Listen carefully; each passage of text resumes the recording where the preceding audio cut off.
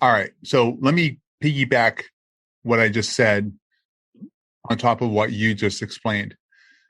There in America, we are a toxicology lab walking on 2 feet. All the pharmaceuticals and all the ingestion, and whether it be NSAIDs, which are very widely accepted and used over the counter, right? So let's just classify over the counter or, shelf, right? Or prescription. There's a lot of prescription meds in people's blood and people's systems. So are your kidneys, is your body properly breaking down those drug therapies that are in the body? Because they really are drugs, some form of drug therapy that has an intent, and where you can still drink your urine when you have those drug therapies in there. Because now let's be fair and let's be honest with that topic. Well, part of the topic right there. Yeah, be real. I mean, I want you to challenge right? too. So those drug therapies are toxins. Yes, right? Absolutely. Because they're manufactured, they're processed, and they're simulated to create an effect. Yep. Right. We know that for sure. But at the same time, some of the effects may be good. So, for example, let's take penicillin for a minute, right? There actually is an article I need to go into, not for this discussion, for another one, about the alternate to take and ingest outside of penicillin, a natural from a flower.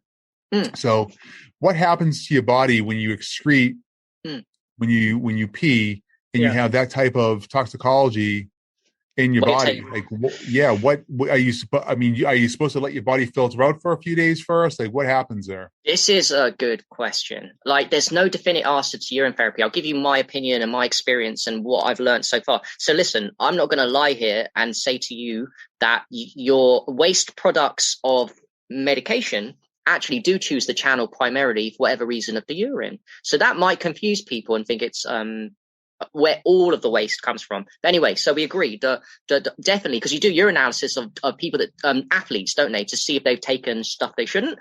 So it comes out in the urine. So when you redo urine therapy at a time when you are like a lot of people toxic because you're taking side drugs, it is going to come out in the urine. Now, there was a dogma. I'm not one for dogma with urine therapy, Scott. Like, there is some dogma out there you will find that will say that don't do it because you're retaking the drugs. Now, my opinion on that is, and I've read books on it and resonate with, urine therapy is so powerful that it almost supersedes the fact that you're retaking the drugs, or retaking the things that come out in the drugs. And a lot of people say to me that you get benefits from anyway, even if they're on drugs. Now, I don't want to be responsible though for people suffering because of what I said. I'm just saying for you, try it out and experience for yourself. But if it was me, and I was on toxic drugs at this point, I would absolutely do urine therapy with full faith that the benefits outweigh the negatives. And do it.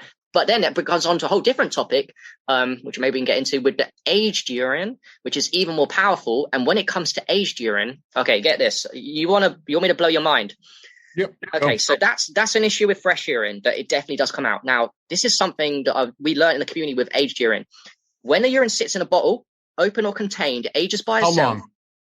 Good question. The longer it gets, the more powerful, but we'll say, but for what I'm talking about, a couple of weeks. So after 2 or 3 weeks, closed lid, open lid, plastic, which is not good, or whatever you do with it, you just contain it. And say you're a toxic person and that fresh urine had loads of drugs in it and heavy metals and poisons. What happens after a few weeks is the aged urine, for some reason, it purifies itself and literally nullifies and neutralizes all the bad shit that was in it. And I still don't know fully exactly what. I know why it gets more powerful. I can explain that to you. But basically, the drugs are no longer a factor in it. The older it gets so powerful. And that goes for heavy metal toxicity. That doesn't just go for drugs. Anything bad that was in the urine present in the fresh, the aged urine. This is why I'm obsessed with it, Scott. It's just the most magic. And it also leads me to think that it was designed, the fresh urine was designed as a panacea for all, but I think it goes deeper. I think our creation decided the aged urine to be more powerful as an ultimate weapon for our health system, which is why I'm so passionate about talking about it and wrote the books on it. Wow. Okay. You talked about, this is the big one. So, and this is where I'm going to go with the conversation real quick. When people are in desperation, meaning that they have a terminal, potential terminal, or a life-ending disease or illness. Yeah. Cancer, Alzheimer's, so what's your experience? If you like that clip, be sure to check out our daily videos of Healthcare 360 on Facebook, YouTube, Instagram, and Twitter. And while you're at it, don't forget to head on over to scotteburgess.com and sign up for our mailing list, where you will get the latest and greatest in medtech, health tech, healthcare, and your personal well-being. We'll see you there.